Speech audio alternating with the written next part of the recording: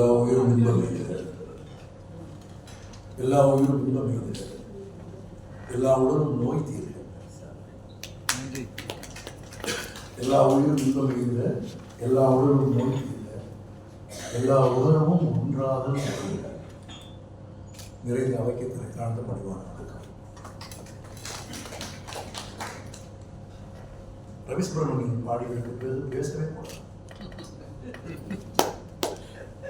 நன்றாக பேச தெரிந்தவர்களுக்கு எப்போதெல்லாம் பேசாமல் இருக்க வேண்டும் என்று தெரிந்திருந்தால் தான் அவர் நன்றாக பேசுகிற வேண்டும். பேசிக்கொண்டே இருப்பவர் சிறந்த பேச்சாளர் அல்ல. எப்போது பேச்சை நிறுத்த வேண்டும் என்று தெரியும், எப்போது பேசக்கூடாது என்று தெரியும். உண்மையில் ரவி பாடியதற்கு பிறகு வைத்தியலிங்கம் பேசியதற்கு பிறகு அப்படியே அவைகளை மட்டும் மனதில் வைத்துக் கொண்டு போய் விடலாமா என்று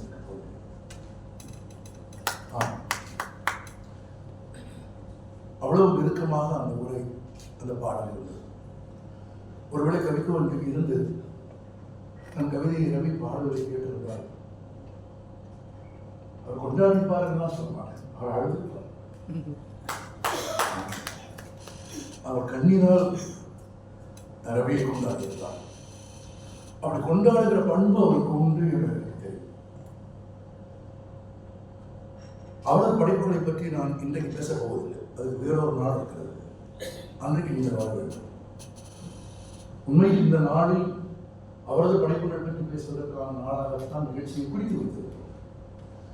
சில மாற்றங்கள் வந்து அந்த நிகழ்ச்சி தள்ளி போன போது இந்த நாளை விட்டுவிடுவதற்கு மனமில்லாமல் இந்த நாளில் இந்த ஆவணப்படத்தை வெளியிடுவதற்கு தீர்மானித்த போது வியக்கத்தக்க விதத்தில் பள்ளிக்கல்வித்துறையில் நூலக இயக்கமும் கவியரசு கண்ணதாசன் தமிழ் சங்கமும் இணைந்து வந்து இந்த விழாவை சிறப்பித்தார்கள். இன்றைக்கு அவர்கள் 88வது பிறந்த நாள். இன்றைக்கு அவருடைய 88வது பிறந்த நாள். 2005ஆம் ஆண்டுக்கு பிறகுதான் அவரோடு எனக்கு அறிமுகம் பரிச்சயம் ஏற்பட்டது. அதற்கு முன்பெல்லாம் நான் அதை தொலைவில் இருந்து, இன்னும் சரியாக சொன்னால் தரையில் இருந்து கேட்டிருக்கிறேன். நீதியரசர் ஆறுமுகம் சொன்னது மாதிரி ஏற்றமிழ் விளையாட்ட மதுரையில் கவியரங்கமும் பட்டிமன்றமும் நடந்தால் இப்படி குழு வசதியெல்லாம் கிடையாது.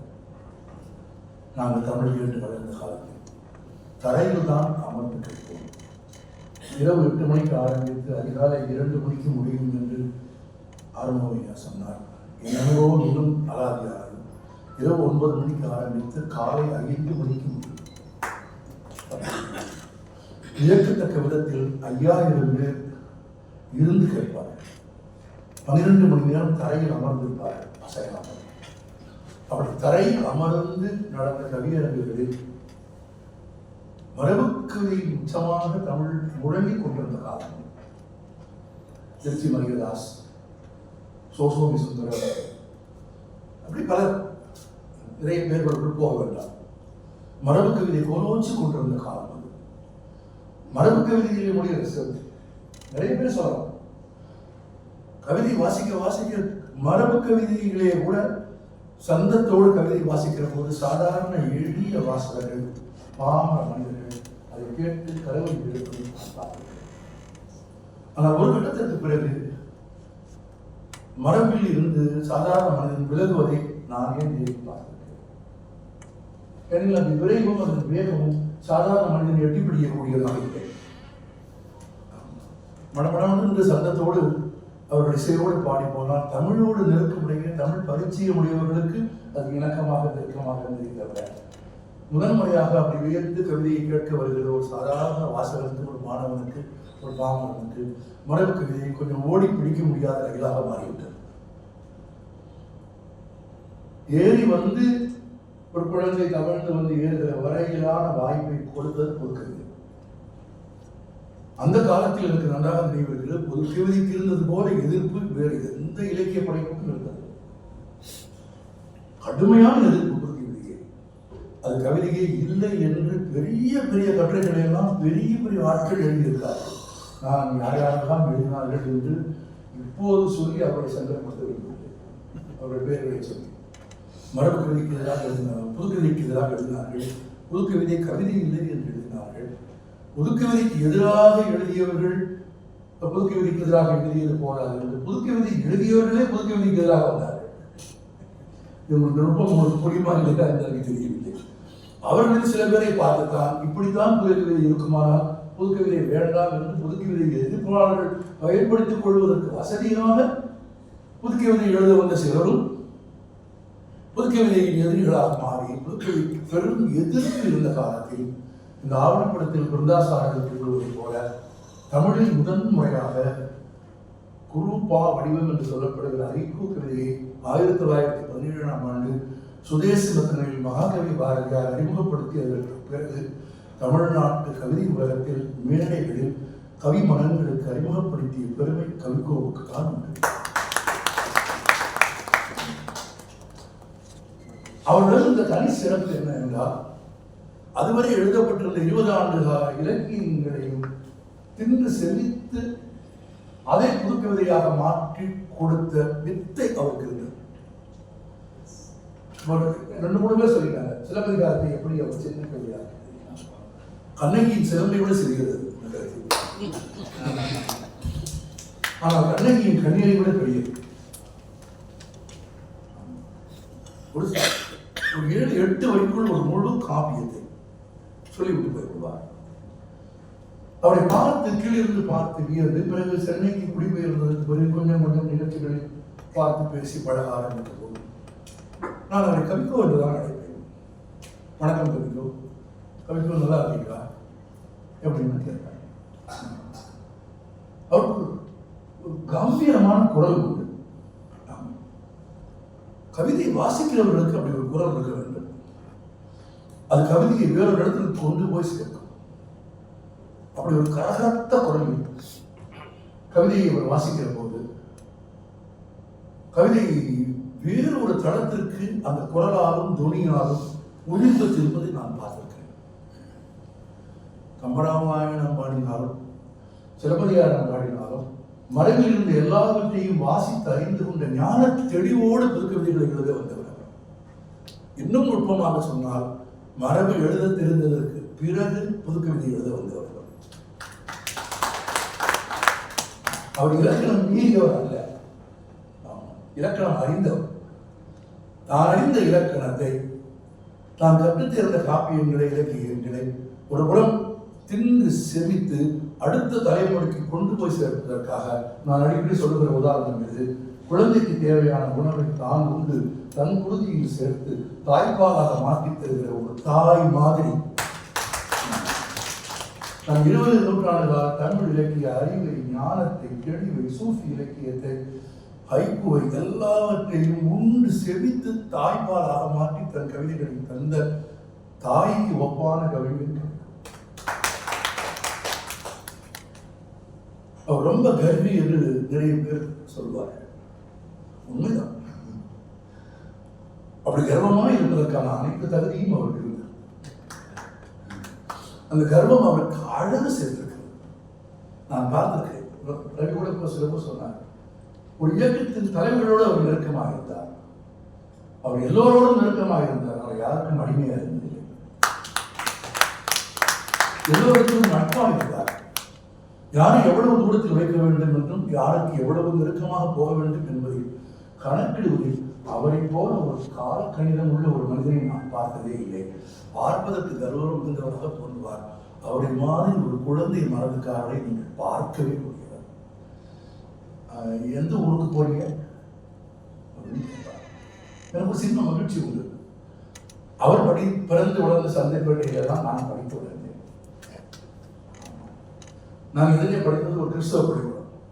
இந்த தெருவுக்கு நேர போனால் சந்தைப்பேட்டை. ஆமாம், நானும் அவரும் ஒரு ஊர்க்காரர்கள் என்பது அவருக்கு அவ்வளோ சந்தோஷம் மகிழ்ச்சி.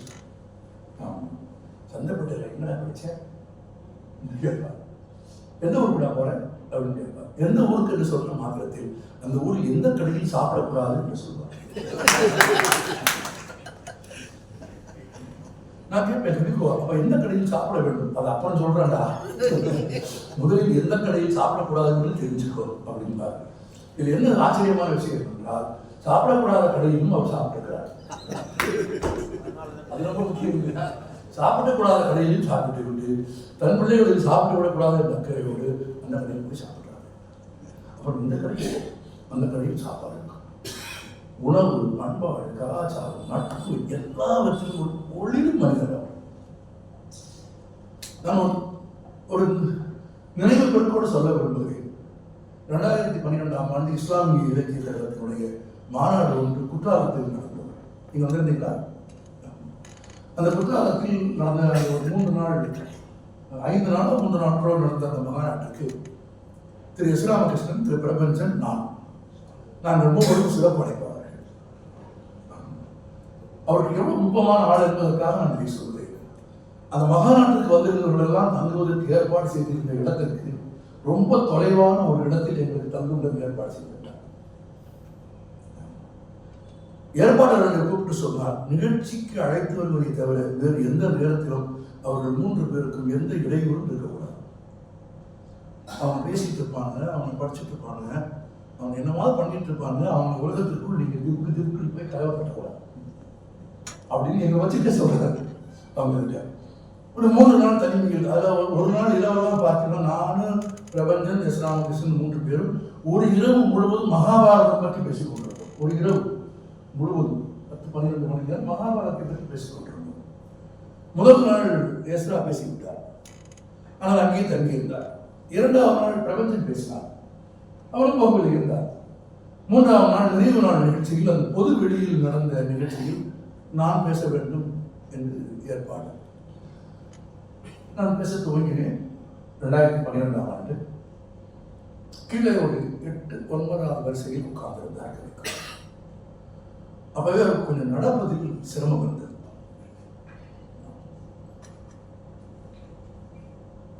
நான் பேசினேன் ஒரு 3/4 மணி நேரம் 1 மணி நேரம் பேசினேன். நான் பேசி சாட்சி இருக்காரு.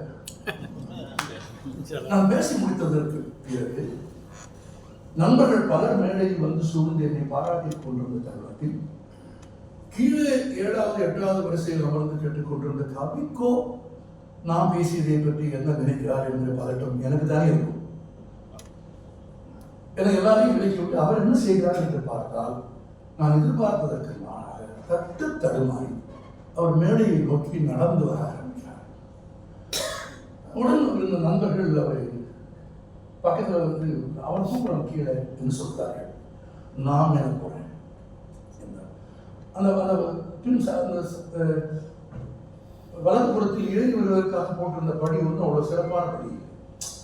பெரும்பாலான நிகழ்ச்சிகள் எப்படித்தான் அது முன்னேறி விடக்கூடாது என்பதற்கான படியாக எனக்கு அவர் அந்த படியில் ஏறி வர போகிறாரே பதட்டம் வந்து நான் கீழே வருகிறேன் என்றார். படி ஏறி மேலே வந்தார். என்னை கட்டிப்பிடித்து வந்தார். என் காது கருவில் மகனே என்றார். அதற்கு பிறகு அவரது நான் இறுதியாக சந்தித்த வரையில் நான் அவரை பாப்பா என்றுதான் அழைப்பேன். படிப்பவர் என்று நான் அதற்கு அழைத்தது. என் காதுகரையில் இஸ்லாமிய மரபுப்படி 3 முறை அந்த மேடையிலே அழைத்தார். 3 முறை அழைத்துவிட்டு 3 முறை பிறந்த குழந்தையின் காதில் பாத்தியா உலகுவது மாதிரி இந்த காதலும் அந்த காதலும் மாற்றி மாற்றி மகனே மகனே மகனே என்றார். நன்றி பாப்பா என்றேன். அந்த சொல்லைத்தான் அப்படித்தான் நான் அவரை அழைப்பது பழக்கம். அதற்கு பிறகு இடையில் அவர் துணைவியார் இறந்து போயிருந்த போது துக்கம் கேட்க போனேன். அம்மாவின் உலகத்துக்கு பக்கத்தில் ஒரு நாற்காலி போட்டு அமர்ந்திருந்தார். கொஞ்சம் காலை மடக்கி அமர்ந்து 2 கைகளையும் பிடித்துக் கொண்டேன். பாப்பா குனிந்து என் காதலை சொன்னார். என் ஒட்டகம் இறந்து விட்டது என்றார். என் ஒட்டகம் இறந்து விட்டது. 4 சொற்கள். தான் தனித்து விடப்பட்டதையும், தான் பாலைவனத்தில் இருப்பதையும், தான் தண்ணீர் இல்லாத ஒரு இடத்தில் இருப்பதையும், தன் துணையை இழந்து பிரிந்ததையும் நான் இந்த அரங்கில் உங்களுக்கு சொல்ல விரும்புகிறேன். அம்மாவின் மரண செய்தி ஏற்படுத்திய துக்கத்தை விடவும் அந்த சொற்கள் ஏற்படுத்திய துக்கம் எல்லையற்றது. தம் சொற்களால் துக்கத்தை, மகிழ்ச்சியை, வியப்பை உண்டாக்குகிற மாபெரும் எனக்கும் அவருக்குமான ஊழல் அசலாக இந்த ஆவணப்படத்தில் இடம்பெற்ற வேண்டும். ஒரு திட்டம் இருந்தது. 2-3 முறை பேசினோம். ஆனால் அது கூடி வரவில்லை. எங்கேயாவது சொல்லிவிட வேண்டும் என்று தவித்துக் கொண்டே இருந்தேன். இந்த நாள் கிடைக்கும். ஆனால் அந்த ஆவணப்படத்தை பார்த்த பிறகு இன்னொரு நம்பிக்கை வந்துவிட்டது. கவிக்கு 2 வரும் என்று சொல்லியிருக்கிறார். அந்த 2 இதை சொல்லி வர வேண்டும் என்று வைத்திருக்கிறேன். நண்பரே, நான் உங்களுக்கு சொல்ல விரும்புகிறேன். ஒரு ஆவணப்படம் கவிக்குக்கு விளக்கமான பிரியத்தையும் அன்பையும் படைப்பு ரீதியாக நான் அவரை அருந்தி உண்டதையும் ஒரு சிறு அறிமுகமாக வைத்துக் கொண்டு இந்த ஆவணப்படத்தை பற்றி நான் சொல்ல வேண்டும் என்று விரும்புகிறேன். நாங்கள்லாம் திரைப்படத்துறை சார்ந்தோம். ஆனால் உங்களுக்கு நான் நேர்பட சொல்கிறேன், ஒரு திரைப்படத்தை உருவாக்கி இயக்குவதை விடவும் ஒரு ஆவணப்படத்தை உருவாக்குவது மிக மிக கடினமானது. திரைப்படம் மிக மிக எளிதானது. அதுவும் பெரும் பொருட்செலவில் இருக்கிற படமாக இருந்தால் அதை விட எளிதான வேலையும் கிடையாது. எல்லா வேலையும் எல்லாரும் பார்ப்பார்கள். அதை விட ரொம்ப முக்கியம், சினிமாவில் இயக்குனர் என்ன சொல்கிறாரோ அதைத்தான் பாத்திரங்கள் பேசும் இல்லையா? இயக்குனர் என்ன சொல்கிறாரோ அதைத்தான் பாத்திரங்கள் செய்யும். திரும்பினா திரும்புவாங்க, சிரினா சிரிப்பாங்க, ஓடுவாங்க, குதினா குதிப்பாங்க, செத்து போனா செத்து போயிடுவாங்க. அவ்வளவுதான். இதுதான் திரைப்படம். முழுக்க முழுக்க இயக்குனரின் ஆளுமையின் கீழ் தான் ஒட்டுமொத்த 2.5 மணி நேர படத்தினுடைய ஒவ்வொரு விஷயமும் தீர்மானிக்கப்படும். ஆனால் ஒரு ஆவணப்படம் அப்படி இல்லை. ஆவணப்படத்தில் யார் சாட்சியம் தருகிறார்களோ, யார் பேசுகிறார்களோ அவர்கள்தான் தங்கள் மொழியை இயக்குனருக்கு தருகிறார்கள். இயக்குனர் எதையும் சொல்லவே முடியாது.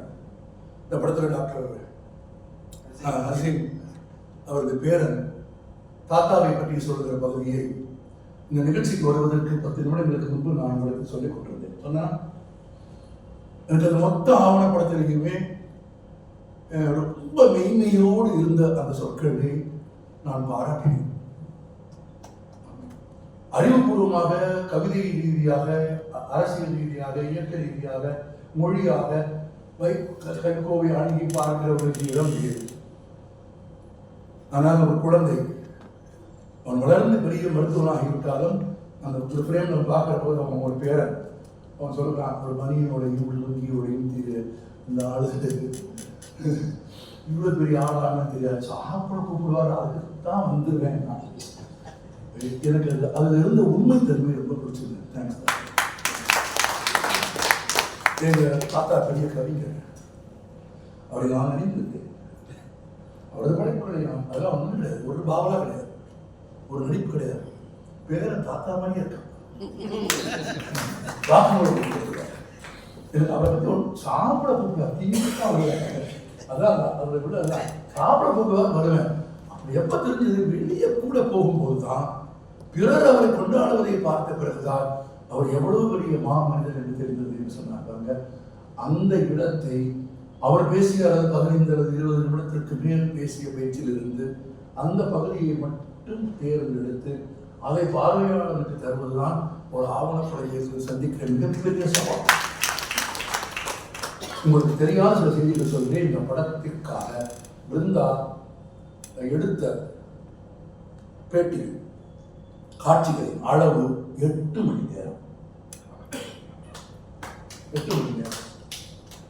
நீங்கள் பார்த்திருப்பது 1 மணி நேரத்திற்கு 1 நிமிடம் குறைவாக 59 நிமிடங்கள் என்றால் ஏறக்குறைய 7 மணி நேரம் 1 நிமிடம் தானே தேடி எடுத்து பார்த்தவைகளை நிராகரித்து வெட்டி வெளியே தூக்கி வைக்க, இன்னும் சொல்லப்போனால் சொந்த உறுப்பை வெட்டுகிற வகையோடு அது ஆவணப்படங்களை இயக்கியவர்களுக்கு தெரியும், ஆவணப்படங்களை உருவாக்கியவர்களுக்கு தெரியும்.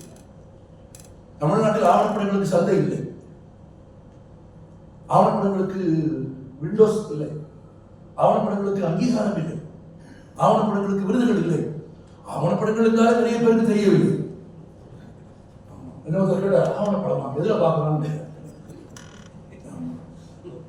என்ன கோவணப்படங்களுக்கு இருக்கிற மரியாதை, கோவணப்படங்களுக்கு இருக்கிற மரியாதை ஆவணப்படங்களுக்கு. ஆவணப்படங்களில் உண்மையை தேடி இருக்கும். ரொம்ப முக்கியமான விஷயம். ஒரு ஆவணப்படம் என்பது உண்மையை பேசுவது மட்டுமில்லை, ஆவணப்படுத்துதல் என்பது மிக மிக முக்கியமானது. நான் இந்த இடத்தில் இன்னொன்றையும் சொல்ல விரும்புகிறேன். 8 ஆவணப்படங்களை, வணிக ரீதியாக வெற்றி பெற்ற ஆவணப்படங்களை எடுத்து இயக்கி தயாரித்து வெற்றி பெற்றவர் நான். கும்பகோணம் டிவி 8 ஆவணப்படங்கள், 8 ஆவணப்படங்களும் வணிக ரீதியாக வெற்றி பெற்ற படங்கள். தீவிரமான சமூக பிரச்சனைகள் அல்லது சமூக நிகழ்வுகளை மட்டும் மையமாக வைத்துக் கொண்டு ஆவணப்படங்களை தயாரித்துக் கொண்டிருந்த நான் முதல் முறையாக பர்சனாலிட்டிஸை ஆவணப்படங்களாக எடுக்க வேண்டும் என்று விரும்பினேன். Because Kaviku is not a person. Kaviku is not a person. He is a personality. ஆளுமைகளை ஆவணப்படமாக ஆக்க வேண்டும் என்று விரும்பிய போது நான் முதலில் ஆவணப்படமாக்க வேண்டும் விரும்பியது கவிக்கோவை தான். நான் அதற்கும் சாட்சி வைத்திருக்கிறேன். யூனிவர்சல் பப்ளிகேஷன் ஷாஜஹானை கூப்பிட்டு நான் ஒரு ஆவணப்படம் செய்ய வேண்டும் என்று விரும்புகிறேன், பாப்பாவை பற்றி ஒரு படம் செய்ய வேண்டும் என்று விரும்புகிறேன், பாப்பாவிடத்தில் பேசியதற்கு அனுமதி பெற்று தாருங்கள் என்று சொன்னேன். ஷாஜஹான் பேசினார். பேசிவிட்டு சொன்னார், கொஞ்சம் உடம்பு சோர்வில்லை, ஒரு வாரம் 10 நாள் போகட்டும் என்று சொல்கிறார். நானும் ஒரு வார்த்தை பேசிவிடவா என்று கேட்டேன். நீங்களும் பேசுகிறீங்க என்றார். நானும் பேசினேன். ஆமா என்ன வாப்பா என்ன அப்படின்னு, கொஞ்சம் உடம்பு தொந்தரவு கொடுத்து 2 வாரம் போகட்டுமே என்றார். 2 வாரம் போனது அவள் காலம் முந்தி கொண்டு. ஆனால் இன்றைக்கு யோசிக்கிறேன், இனிமேலாவது தமிழ் சமூகம் மாபெரும் ஆளுமைகளை அவர்கள் வாழும் காலத்திலேயே ஆவணப்படுத்துகிறது. Documentation is the most important factor. இதில் சில உதாரணங்கள் எல்லாம் நீங்கள் சொன்னால் வியந்து போகிறீர்கள். தமிழ்நாட்டுக்கு இந்திய விடுதலை போராட்ட வரலாறு பற்றி தெரிந்து கொண்டு வந்து ஒருவர் வாஞ்சிநாதனின் வீடு எங்கே இருக்கிறது என்று கேட்டார். இல்லை, வாஞ்சிநாதனின் குடும்பம் எங்கே இருக்கிறது என்று கேட்டார். யாராவது இருக்கிறார்கள் என்று அவர் கேட்டார். ஒரு வாஞ்சியின் புகைப்படமாக இருக்கிறதா என்று கேட்டார். தேடி கிடைத்த ஒரு புகைப்படம் அவுட் ஆஃப் ஃபோக்கஸ், அதுதான் இருந்தது. அப்ப அந்த நண்பர் சொன்னார், தன் உயிர் தியாகம் செய்த ஒரு மனிதனின் வரலாற்றை நீங்கள் தேடி வைத்துக் கொள்ளவில்லை, அவன் முகவரி உங்களிடம் இல்லை, உன் குடும்பத்தை பற்றி உங்களுக்கு எதுவுமே தெரியாது, என்ன வாழ்க்கை நீங்கள் வாழ்ந்து கொண்டிருக்கிறது உங்களுக்கு தெரியுமா என்று கேட்டார். எனக்கு தெரியாது. வாஞ்சியால் கொல்லப்பட்ட ஆஷ்துரையின் கல்லறைக்கு ஆண்டுக்கு ஒரு முறை ஆஷ் குடும்பத்தில் இருந்து யாரையும் ஒருவர் வந்து அஞ்சலி செலுத்தி விட்டு போவது உங்களுக்கு தெரியுமா என்று கேட்டார். 1911ஆம் ஆண்டு கொடைக்கானலில் தன் குழந்தைகளை படிக்க வைப்பதற்காக போன ஆஷ் தன் மனைவிக்கு எழுதிய காதல் கடிதங்களை ஆஷின் குடும்பம் பாதுகாத்து வைத்திருக்கிறது என்று வெங்கடாசலத்தில் ஒரு கட்டுரை எழுதினார். நாம் அரசியல் ரீதியாக மிகப்பெரிய எதிரி என்று கருதுகிற ஒருவருடைய ஆவணங்கள் பத்திரமாக இருக்கிறது. நாம் மிக உயர்ந்தவர் என்று கருதுகிற ஒரு மனிதனை பற்றி எந்த குறிப்பும் நம்மிடத்தில் இல்லை. நான் ஆசைப்பட்டேன், நான் அது நடக்கவில்லை, ஆனால் நாம் செய்திருக்க வேண்டும். ஆனால் ஒருவேளை அவர் இருந்திருந்தால் எந்த அளவுக்கு தரத்துடன் அவரை பற்றி ஒரு அறிமுகத்தை தர முடியுமோ, அவர் வாழ்க்கையை, இவர் பிறந்ததை தர முடியுமோ, அத்தனை தரத்தோடு மெய்மையோடு இந்த படத்தை தந்ததற்காக நான் பிருந்தா சார் எவ்வளவு கண்ணியமான வேலை இருக்கு. உங்களுக்கு எப்படி தெரிஞ்சிருக்கும்? நீங்க இந்த படத்தில் இருக்கிற மாதிரி 3 நிமிடமோ 2 நிமிடமோ பேசியிருக்க மாட்டீங்க.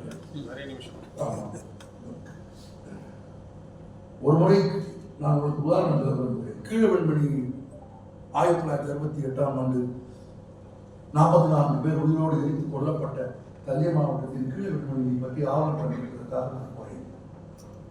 என் முதல் நாள் படப்பிடிப்பு, முதல் சாட்சியை படமெடுப்பதற்காக போயிருக்கிறேன். வெண்மை நினைவு இல்லத்திற்கு வெளியே உட்கார்ந்திருக்கிறேன். அவர் யார் என்று கேட்டால், சம்பவம் நடந்த அன்று மிராஸ்தார்களால் விரட்டப்பட்டு வெட்டப்பட்டு இறந்து விட்டார் என்று கருதி புதருக்குள் தூக்கி எறியப்பட்டார். பிறகு மறுநாள் காலையில் நகர்ந்து வரும் அவருடைய ஓசையை கேட்டு அவரை எழுப்பி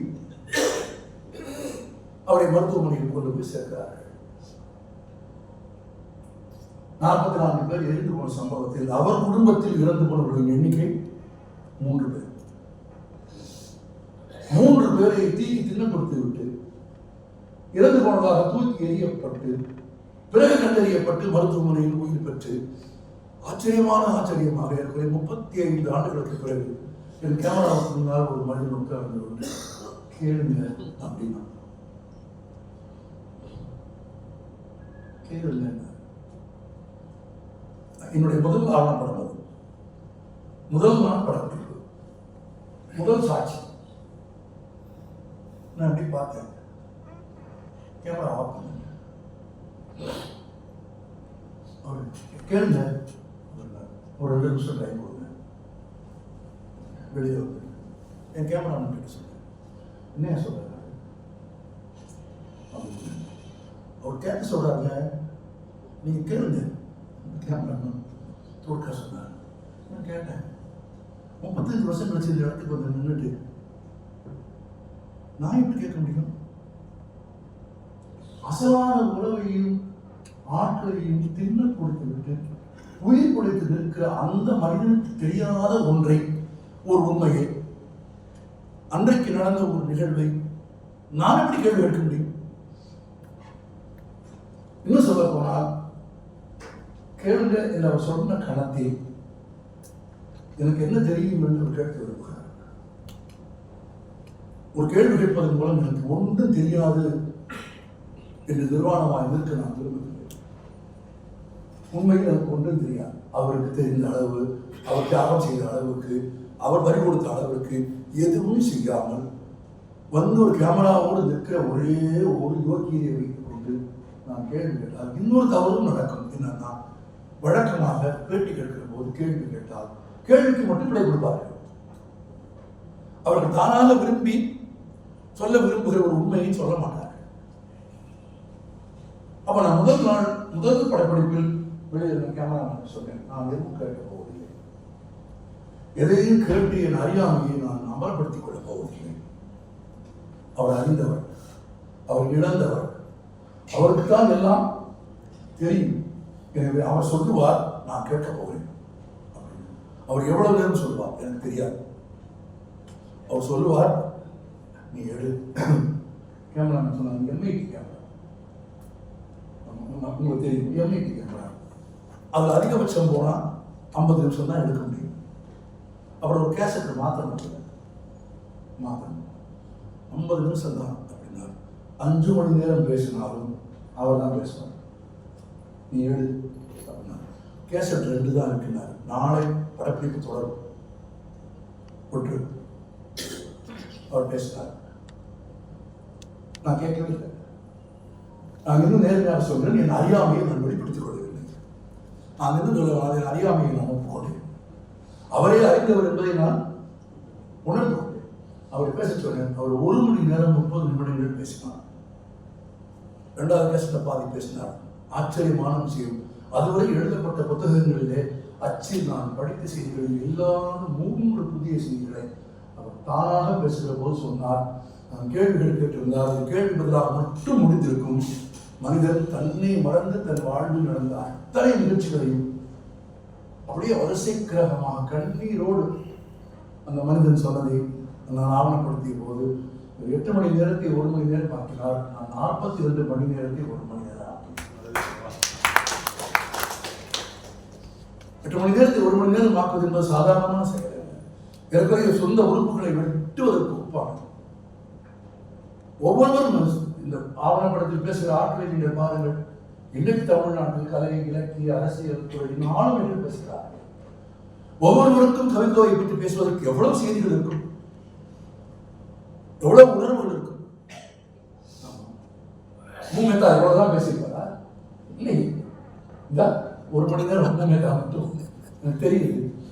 அதை பார்த்தா தெரியும். ஏன்னா உடன் பயணித்தவர்கள் அவர்கள் சொல்லுவதற்கும் நினைவு கொள்வதற்கும் நூற்றுக்கணக்கான செய்திகள் இருக்கும். அவள் எல்லாவற்றையும் சொல்வதற்கு அனுமதித்து விட்டு பிறகு உட்கார்ந்து அமர்ந்து அவைகளை வரிசைப்படுத்தி அவைகளை மெய்மைத்தன்மையை காப்பாற்றி, அது மட்டும் இல்லாமல் ஒரு பேட்டியில் சொல்லப்பட்டிருக்கிற ஒரு செய்தி இன்னொரு பேட்டியிலே சொல்லப்படுகிற செய்திக்கு முரணாக இல்லாமல் உண்மைகளை உண்மையாக பாதுகாத்து அடித்து வரிசைப்படுத்துவது என்பது சாமானியமான வேலை, அசுரத்தனமான ஒரு அசுரத்தனமான பணியை. அது மட்டும் இல்லை, அது ஒரு 20 பேர் பெருசாக சொல்லுமா 41 பேர், மற்றதெல்லாம் விட்டுருங்க. 41 பேரிடமும் தேடி வாங்க வேண்டும். 41 பேரும் இருக்கிற இடத்துக்கு போக வேண்டும். 41 பேரும் நாம் ஆவணப்படம் எடுப்பதை புரிந்து கொண்டு நடந்து கொள்ள வேண்டும்.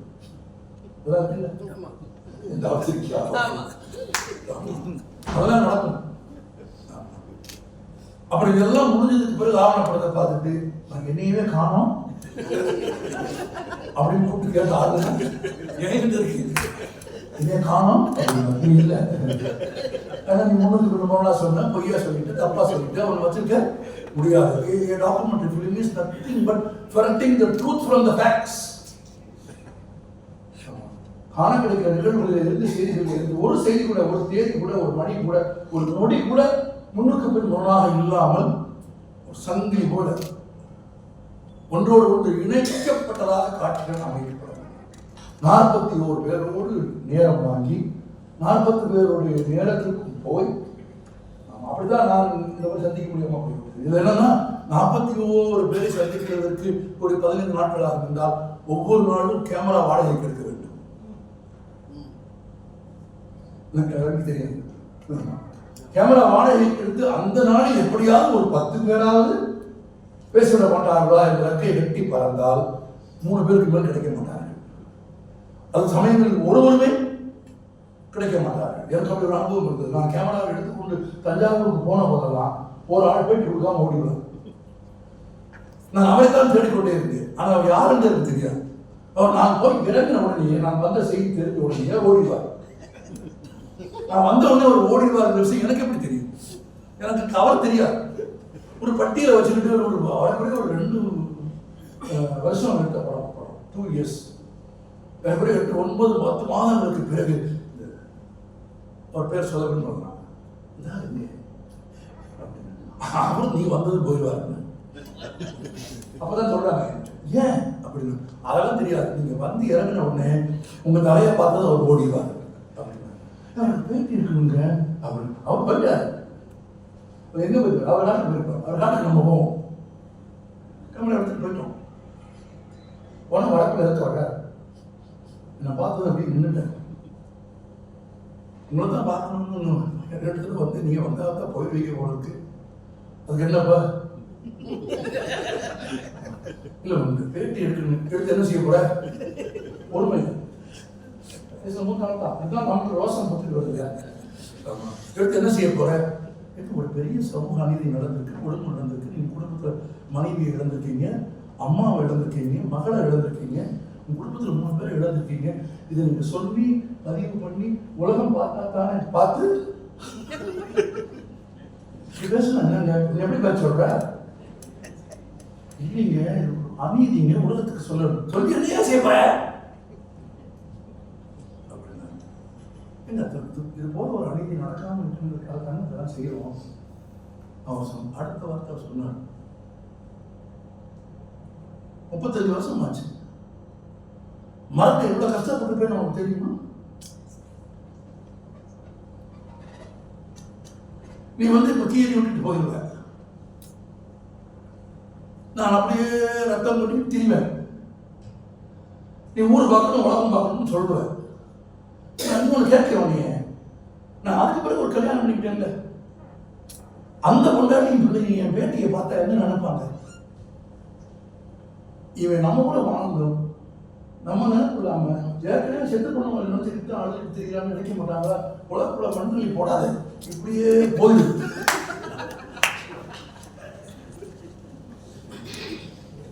நீங்க என்ன செய்யணும் சொல்லுங்க?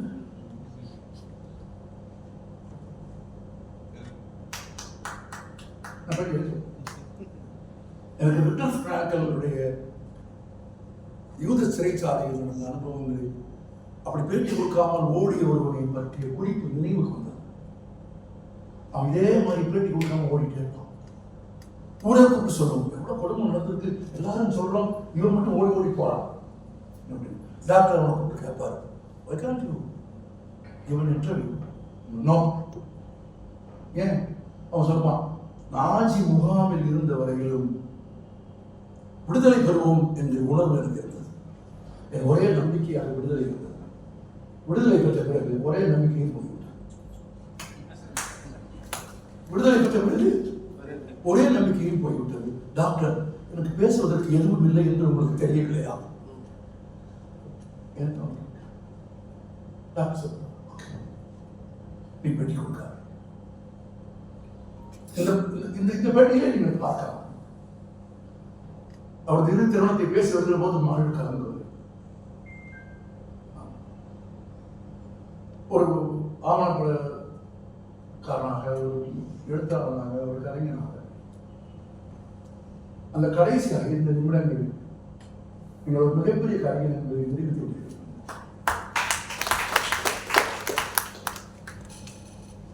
அப்பா இல்லை என்று அவர் சொன்னதற்கு பிறகான காட்சிகளில் நீங்கள் கருதுகிறீர்கள். பேரன் இருக்கிறார், ஆனால் யாரும் பேசவில்லை. ஒரு 3 நிமிடங்கள், 1.5 நிமிடங்கள் மௌனமாக படம் வருகிறது. நான் சொல்கிறேன், நான் யாரையும் குறைத்து சொல்லவில்லை.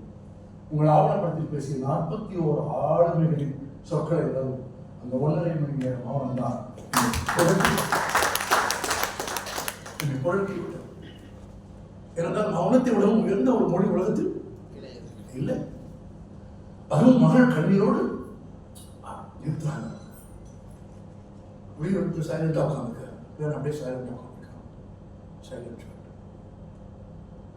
அந்த மௌனம் தான் உங்கள் திரைமொழியின் அற்புதம். அந்த இடத்தில் மௌனம் இருக்க வேண்டும் என்பதை ஒரு கலைஞராக நீங்கள் தீர்மானித்து இருப்பார்கள். அது ரொம்ப சிறப்பு. அதை விட ரொம்ப பெரிய முரண் என்ன தெரியுமா உங்களுக்கு? நீங்கள் யோசித்ததா என்று தெரியவில்லை. சினிமாவுக்கு கவிக்கு பாட்டு எழுதியதில்லை. அவர் உயரத்துக்கு அதெல்லாம் சரிப்பட்டு வராது. அவர் உயரத்துக்கு அது சரிப்பட்டு வராது. அதனால தான் அவர் சொன்னார், அம்மி குத்துவதற்கு சிற்பி எதற்கு என்று சொல்லியிருக்கிறார். அப்படி சொல்லுகிற இடத்துல அவர் இருந்தார். அப்படி சொல்லுகிற மாதிரி தான் சினிமாவும் இருந்தது. ஆனால் ஆச்சரியமான முரண் பாருங்கள், அம்மி குத்தியவன் தான் அந்த சிற்பியை பற்றி படம் எடுக்கிறார். அம்மி குத்தியவருக்கு சிற்பி எதற்கு என்று அவர் கேட்டார். ஆனால் அம்மி குத்தியவன் தான் இந்த சிற்பியை பற்றி ஒரு படம் எடுக்கிறார். அம்மி குத்துகிறவன் தான் குத்தியவன் தான் அதை பற்றி பேசுகிறார். நாவுக்கு விடவும் தொழில்நுட்பம் தந்த அறிவை பயன்படுத்திக் கொள்வதில் இருக்கிறது. கற்பனையோடு அதை இணைப்பது என்பது இருக்கிறது. தொழில்நுட்ப அறிவு எல்லோருக்கும் கிடைக்கிறது, சந்தையில் இருக்கிறது. ஆனால் அதை மகத்துவமான ஒரு காட்சியாக மாற்றுவது என்பது கலைஞர்களுக்கு தான் பார்க்கிறது. நிறைவாக அப்படி ஒரு காட்சி இந்த படத்தில் இருக்கிறது. நான் சினிமாவில் ரிவர்ஸ் ஷாட்னு சொல்றேன் இல்லையா? Reverse shot. கடற்கரையில் யாருடைய பாதம் படுத்திருந்தாலும், கடற்கரையில் யாருடைய பாதம் படுத்திருந்தாலும் அலை ஏறி வந்து அதை என்ன செய்யும்? மைக் வேலை செய்கிறார். மைக் வேலை செய்கிறார். நிறைய எப்பவுமே வரும். நீங்க சொல்லுங்க, உங்களுக்கு மைக் கேட்க.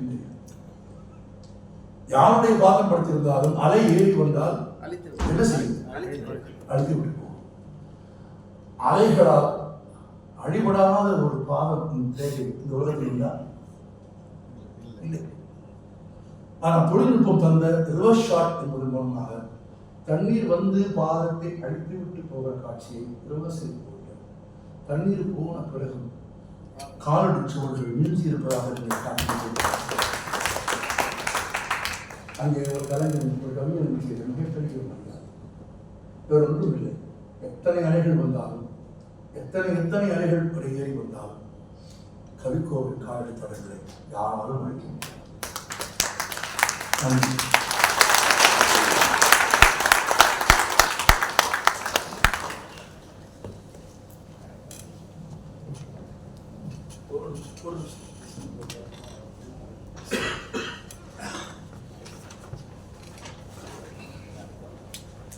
அம்பரையும் பாப்பின்றால் என்பது போல 8 மணி நேர படத்தை 1 நேரமாக ஆக்கி மௌனத்திகளால் அவரது மரணத்தை சொல்லி ஒரு ரிவர்ஸ் ஷாட்டின் மூலமாக அவர் ஐயா கலைஞர் என்பதை ஆவணப்படுத்தியிருக்கிறார். நான் பிரகாசாரத்தை ஒரு பாராட்டு.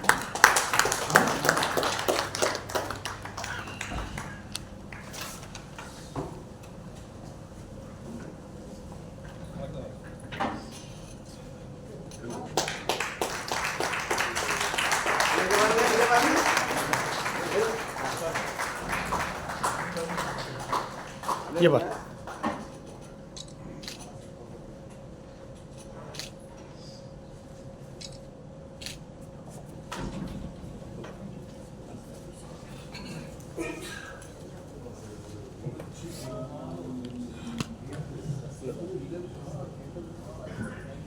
அதாவது ஒரு ஆவண படத்தை இந்த படத்தை நான் 3வது முறையை பார்த்தேன். இன்னைக்கு 2 முறை பார்த்து படம் நல்லா இருந்துச்சு, அந்த வார்த்தையை வந்து மிகச்சிறப்பாக சொல்லியிருக்காங்க என்று பாராட்டக்கூடிய வார்த்தைகள் 1000 கிடைக்கிறேன். பிருந்தா சபை அவர்களுக்கு முதல் நாள் பார்த்துவிட்டு ஒரு கடிதம் கூட அனுப்பியிருந்தேன். அப்படி சிறந்த படமாக இருந்தாலும் தமிழ் ஆளுமையால் நம் அனைவரையும் கட்டில் போட்ட திரு பாரதி கிருஷ்ணகுமாருடைய உரையை கேட்கும்போது இந்த விழாவுடைய உச்சம் என்பது அவருடைய பேச்சு என்பதிலே இருவருக்கு கருத்து. அப்படிப்பட்ட ஒரு சிறந்த ஒரு உரையை கண்டதற்காக அவருக்கு நன்றி கூறுகிறோம். ஒரே ஒரு வேண்டுகோள், பொதுவாக கண்ணதாசன் அமைச்சகத்துக்கு வந்து அண்மையில ஒரு 10 நிகழ்ச்சிகளை நாங்கள் என்ன பண்றோம்னாக்க சிறப்பு விருந்தினர்கள் இங்கே உட்கார்ந்திருக்க பட்சத்தில் வந்திருக்கின்ற வரைந்திருக்கிற பொதுமக்கள் எல்லோரையுமே 10 பேரா பின்னாடி நிற்க வச்சு ஒரு குழும புகைப்படம் எடுத்து முகநூலில் பதிவு செய்து யார் வேண்டுமானால் எடுத்துக்கொள்ளலாம் என்ற ஒரு நிலையை ஏற்படுத்துகிறோம். யாரும் உடனடியாக செல்லாமல் நன்கு வரைக்கும் காத்துக்கும் ஏற்பதை இருக்கிறது. ஏற்பதை முடிந்த பிறகு அந்த புகைப்படத்துக்கு ஒரு 10 பேரா வந்து உங்களுடைய ஒத்துழைப்பு தர வேண்டும் என்று அன்புடன் பணியோடு கேட்கிறோம். இப்பொழுது இந்த ஆவணப்படத்தை இயக்கி நமக்கெல்லாம் கவிக்கோவை பற்றிய ஒரு முழுமையை அந்த மாமனிதர், கவிஞர், இயக்குனர், எழுத்தாளர், வசனகர்த்தா என்று அடுக்கிக் கொண்டே இந்த பன்முக கலைஞர் திரு பிருந்தா சாதையுடைய ஏற்புரை.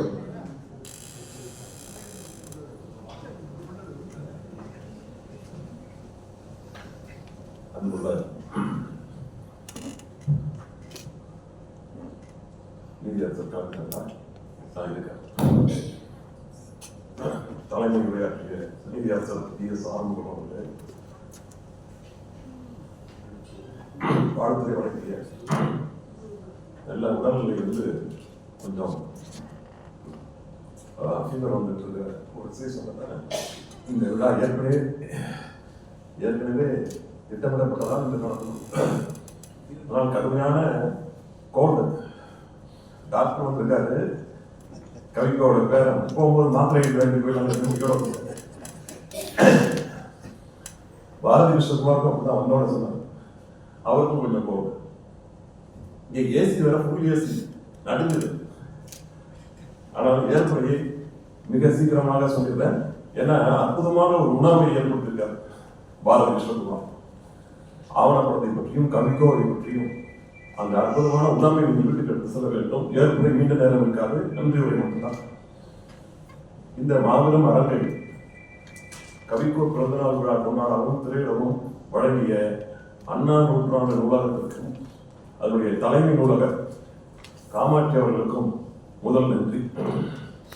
என்னுடைய அழைப்பை ஏற்று தலைமை உரை ஆற்ற வந்த PS ஆறுமுகம் அவர்களுக்கு வாழ்த்துறை வழங்க வந்து கவிக்கோவை பற்றி இவ்வளவு டீட்டெயிலா ஒரு ரிசர்ச் ஸ்பீச் மாதிரி வழங்கிய கவிஞர் வித்யாலிங்கம் அவர்களுக்கும் 2 நாள்ல ஒரு பாடல் கம்போஸ் பண்ணி அந்த பாடலை அழகாக பாடிய என்னுடைய கல்லூரி நண்பர் ரவிசுப்ரமணியன் அவர்களுக்கும், அது மட்டுமல்ல இந்த ஆவணப்படத்தை பற்றி அவருடைய கருத்து எனக்கு முக்கியம், அதை பற்றி ஒரு சிறிய உரையை கொடுத்தார். ஆனால் அதை அவர் கட்டுரையாக எழுதி வைத்திருப்பது எனக்கு பெரிய மகிழ்ச்சி. அது ஒரு டாக்குமெண்ட். அப்புறம் இந்த நிகழ்ச்சியை வந்து ஏற்பாடு செய்ததில் கவியரசர் கண்ணதாசன் தமிழ்ச்சங்கம் பம்மல் அவங்க வந்து முழுமையாக இன்விடேஷன் தயார் பண்ணதிலிருந்து ஆடியன்ஸ் அடைப்பதிலிருந்து நிகழ்ச்சியை வந்து ஒருங்கிணைப்பதில் ஒரு ஒத்துழைப்பு தந்தார். கவிஞர் காவிரி மைந்தனை எனக்கு சென்ற ஆண்டிலிருந்து தான் தெரியும். ஓராண்டு கால நட்பில் இந்த பணியை வந்து எனக்காக செய்து தந்திருக்கிறார். அவருக்கும் இந்த ஆவணப்படத்தை எடுப்பதற்கு ஆதாரமாக இருந்த கவிக்கோ மன்றத்தினுடைய உரிமையாளர் சிங்கப்பூர் முஸ்தபா அவர்களுக்கு முதன்மையான நன்றி. அவர்களுக்கும் இந்த ஆவணப்படத்தை நான் எடுக்கும் போது அவ்வளவு ஒத்துழைப்பு தந்தவர்கள் யார் என்றால் கவிக்கோருடைய குடும்பத்தினர். கவிக்கோருடைய மருமகன் அயாஸ் பாட்ஷா அவர்கள் இங்கே வந்திருக்கிறார். அவருடைய பேரன் வந்திருக்கிறார். அந்த ஆவணப்படத்தை பார்த்து அவருடைய கவிக்கோருடைய மகன் வீட்டை திறந்து விட்டாங்க. நீங்க என்னன்னா கவிக்கோருடைய வீடு அது வந்து யாரும் இல்லாமல் இருந்தது. ஒரு வருடம் அது யாரும் குடியிருக்கல. இவங்க வேற வீட்டில் இருக்காங்க. அந்த வீடு கவிக்கோருடைய வீடு. அதை வந்து சாலையை விட்டு நீங்க எடுத்துட்டாங்க. அந்த வீட்டுக்குள்ள என்ன இருந்தாலும் என்ன இருக்குன்னு தெரியாதுங்க. ஏதாவது ப்ராப்பர்ட்டி இருக்கலாம். நீங்க ஒரு நாள் வாங்கன்னு கூப்பிட்டேன். ஐயோ நீங்க என்ன கவிக்கோட நெருக்கமான ஒரு மாணவர் என்ன செஞ்சு போறீங்க போங்க என்று அங்கே புதையம் இருக்கிறது. அதெல்லாம் ரொம்ப முக்கியமானது. நீங்க ஒரு ஆள் வரணும்னு சொல்லி அயாஸ் பாஷா அவர்களை வேண்டி விரும்பி கேட்டதுக்கு தெரியல. அவர் வந்து என்ன பண்ணாருன்னா ஒரு துப்புரவு செய்ததுக்கு அந்த வீடே வந்து சுத்தம் பண்ணி கொடுத்து அதை வந்து படப்படி கொடுத்து தகுந்த மாதிரி நான் முதல்ல இருக்கிறத எடுத்துக்கிட்டேன். அதுக்கு பிறகு அங்கே சில பேர் குற்றவாளி எடுக்க அதை எடுப்பதற்கு ஒத்துழைத்த குடும்பத்திற்கு.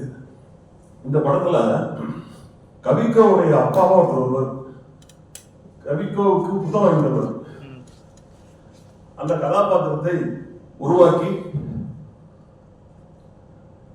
ஒரு கற்பனை காட்சி அதில் நடித்தவர் யார் என்று கேட்டால் கவிக்கோவோடு தொடர்ந்து பயணித்தவர். நீங்க சொன்னீங்களா குற்றாலம் மாநாட்டுலாம் வந்தாங்க. அந்த கலாம் கவிக்கோ எங்க போறாரோ போட்டோவை எடுத்து போயிடுவார். கேமரா வந்துட்டு வீடியோ எடுப்பாரு, போட்டோ எடுப்பாரு. அவர்கிட்ட கவிக்கோவை பற்றி அவ்வளவு டாக்குமெண்ட்ஸ் கிடைக்குது. அவருடைய ஒத்துழைப்பு அற்புதமான பல புகைப்படங்களை கொடுத்து ஒத்துழைத்தார். அதே போல இந்த படத்துடைய டெக்னீஷியன் சொல்லி நான் சொன்னோம். படத்தினுடைய படத்தொகுப்பாளர் நாடன் சூர்யா, என்னுடைய நண்பர் கவிஞர் ஆரூர் தமிழ்நாடுடைய பையன். அவருக்கு எடிட்டர், சினிமா எடிட்டர். இந்த படத்துல வந்து பணியாற்றுகிறார். இசையமைப்பாளர் தாஜ்னூர், அற்புதமான ஒரு இசை. நீங்க பார்த்துருக்கீங்க குறிப்பிட்டாங்க இல்லையா, அந்த புறாக்கள் பறக்கும் போது ஒரு சூஃபி இசை வரும். அதெல்லாம் ரொம்ப ஃபீல் பண்ணி போட்டிருந்தார் தாஜ்னூர். ஒளிப்பதிவாளர் சி.கே. ராஜ்குமார். கூப்பிட்ட நேரத்தில் வருவார். அதனால பரபரப்பான ஒரு கேமராமேன். எந்த ஹெசிடேஷன் எதுவும் இல்லாமல் பந்தாவும் இல்லாமல் உடனடியாக அவர் வருவார். இல்லைன்னா அவர் அசோசியேட்டாக அனுப்பி வைப்பார். படம் பிடிப்பு தொடர்ந்து நடக்கும். எல்லா ஊர்களையும் போய் படம் பிடிப்பதற்கு வாகன உதவி எல்லாவற்றையும் வந்து கவிக்கம் படுத்தக்கூடிய மேனேஜர் செஞ்சு கொடுத்தார். அயாஸ் வருஷம் பேர். ஏன்னா அவர் அனஸ் அவர் இப்படி நிறைய பேருக்கு நன்றி சொல்ல வேண்டும். அதை விட கவிக்கோவுக்கு நான் மாபெரும் நன்றி கடன்பட்டிருக்கிறேன்.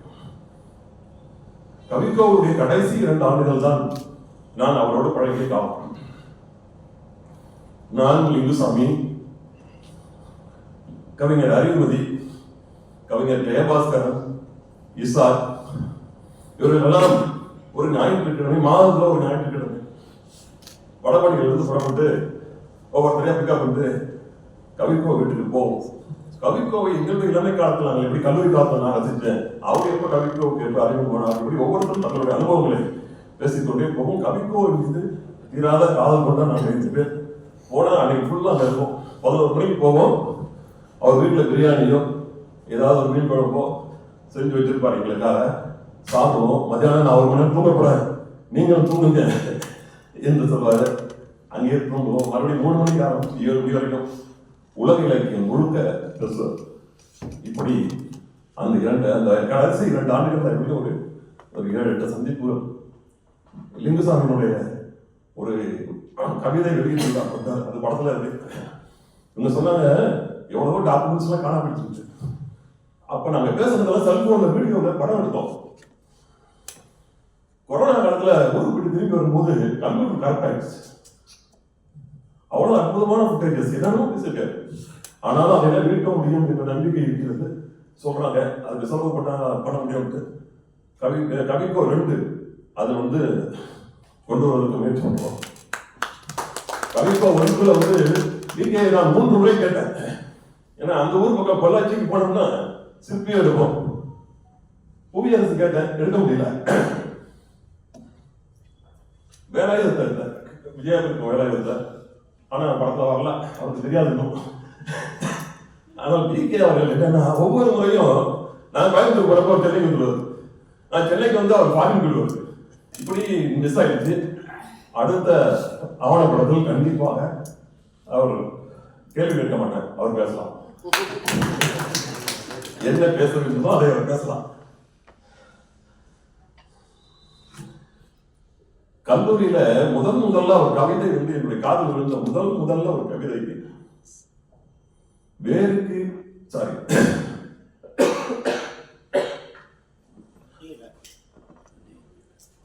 வேலிக்கு வெளியே நிகழும் கிளைகளை வெட்டும் தோட்டக்காரனே, மண்ணுக்கு அடியில் நடுவும் வேர்களை என்ன செய்வார்? இந்த அபாரமான ஒரு கவிதை முதலாக என்னுடைய காதல் வந்து விழுந்தது. அப்போது நான் வந்து பிஎஸ்சி பிசிக்ஸ் ஆசிரியர். அந்த கவிதை கொடுத்த ஈர்ப்புல அவரை படிக்க ஆரம்பிச்சு. அப்பதான் ஜூனியர் தொடர்ந்து எழுத ஆரம்பிச்சார். ஜூனியர் தொடர்ந்து வாங்கிட்டு போவோம் கல்லூரிக்கு, வாத்தியாரும் திப்போம். பள்ளிக்கூட பிசிக்ஸ் படிக்க வரையா, பத்திரிகை துறையில் வேலை செய்ய முடியும் அப்படின்ட்டு. அதனால இந்த கவிக்கோ கட்டுரை கொடுத்து சார் எனக்கு கவிதை எழுப்பாருன்னு சொல்லி அவங்க கிட்டையும் கொடுத்துட்டு வாங்கிட்டு போவேன். அது இப்படி ஒரு பலனை தரும் என்று நான் எதிர்பார்க்கவில்லை. இந்த ஆவணப்படம் எடுக்க பொறுப்பு தானாக என்னை தேடி வந்தது. சிங்கப்பூர் முஸ்தபா அவர்கள் ஒரு நாள் எனக்கு போன் பண்ணி இப்படி ஒரு திட்டம் இருக்குது, கவிக்கோவை பற்றி ஆவணப்படம் எடுக்க வேண்டும் வாங்க கூப்பிட்டாரு. அப்புறம் தான் அப்படி ஆரம்பிச்சு. எனக்கும் அவரை பற்றி ஓரளவுக்கு தெரியும் என்றாலும் தான் அதை வந்து ஸ்கிரிப்ட் எழுதுறதுக்கு எல்லாம் டைம் ஆச்சு. ஒரு 6 மாதம் எடுத்துக்கிட்டேன். இதில் ஒத்துழைத்த இணை இயக்குநர்கள் அமீர் அப்பாஸ் என்ற ஒருவர், இதில் வருகிற சில பேட்டிகளை அவர் தான் நேரில் எடுத்தாரு. சாமிராஜ் இங்கே வந்திருக்கிறார், எடிட்டிங்ல டப்பிங்ல எல்லாம் சொன்னாரு. நிறைய நண்பர்கள் எல்லோரையும் பற்றி குறிப்பிட வேண்டும். ரவி சுப்ரமணியன்கிட்ட அவருக்கு மறைமுகமாக உதவி செய்தவர். ஆவணப்படம் அவர் 7-8 படம் எடுத்திருக்காரு. ஜெயகாந்தனை பற்றி, திருவள்ளுவர் சீதாராமன் பற்றி, இப்படி நிறைய ஆளுமையை பற்றி எடுத்தவர். அவர்கிட்ட ஆவணப்படம்னா என்னையா, ஒரு புத்தகம் தேடி பார்க்கிறேன், ஒன்றுமே கிடைக்க மாட்டேங்குது. பிகே சொன்னார்ல, ஆவணப்படம்னா என்ன, அது எப்படி இருக்கணும், அதுக்கு கிராமர் என்ன, சினிமா பத்தி புத்தகம் இருக்கு, ஆவணப்படத்துக்கு ஒரு புத்தகமே கிடைக்கலையே அப்படின்னு கேட்டார். அவர் எடுத்த அனுபவங்களை வைத்துக் கொண்டு சிலவற்றை சொன்னார். அது எனக்கு மறைமுகமாக பயன்பட்டது. அம்சகுமார் ஒரு புக் எழுதியிருக்காரு, ஆவணப்படம் எடுப்பது எப்படி என்பதை. ஆவணப்படம் எடுத்து முடித்ததுக்கு பிறகு பிரிண்டே போட்டாங்க. அதை வாங்கி இப்பதான் படித்தேன்.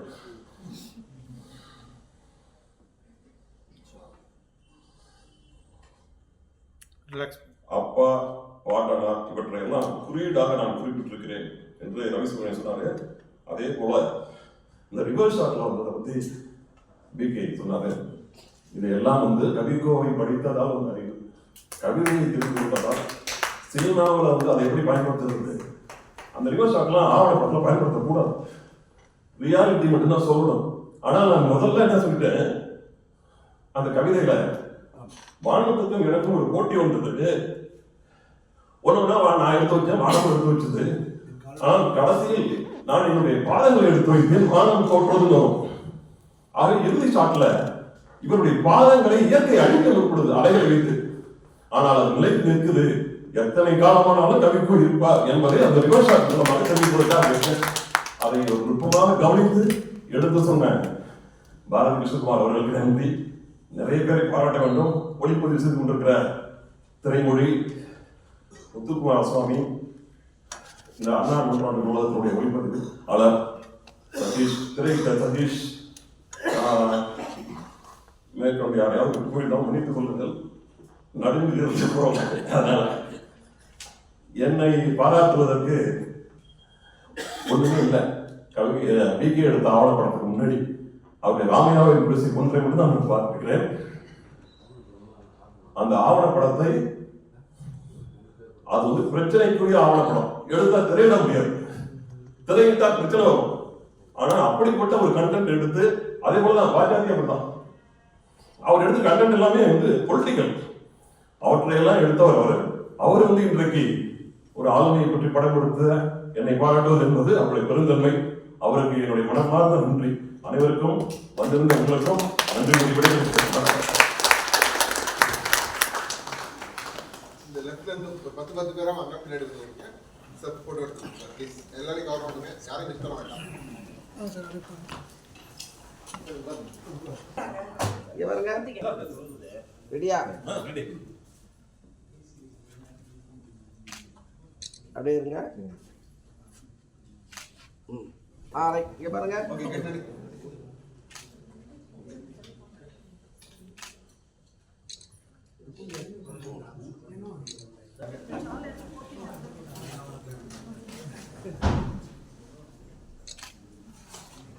Okay okay right. இங்க பாருங்க.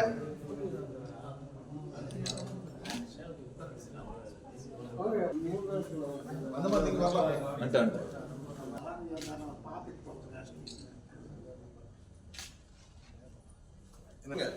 நடுவுல கொஞ்சம் ரைட். அப்படியே இருங்க.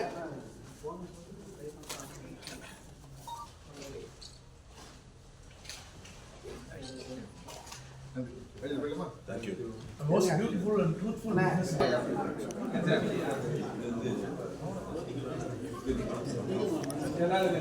காவேரி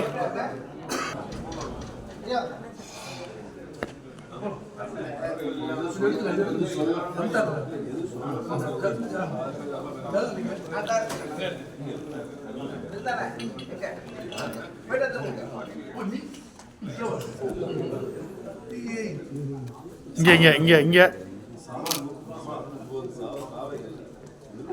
அம்மா கொஞ்சம் வாங்க உள்ள வாங்க. நீங்கள் ரைட் தான், நீங்கள் ரைட் தான், நீங்கள் ரைட் தான். பரவாயில்ல பரவாயில்ல இருக்கட்டும்.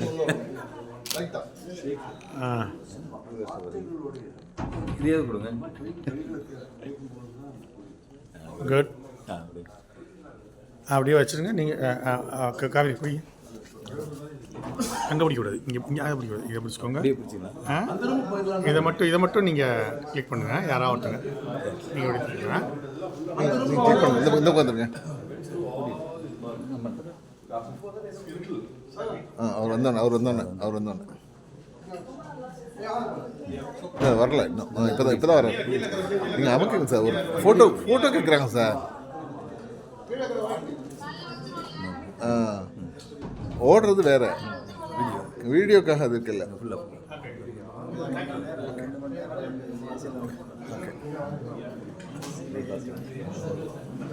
கட் பண்ணல. ஒன்றும் பண்ணல. Very good.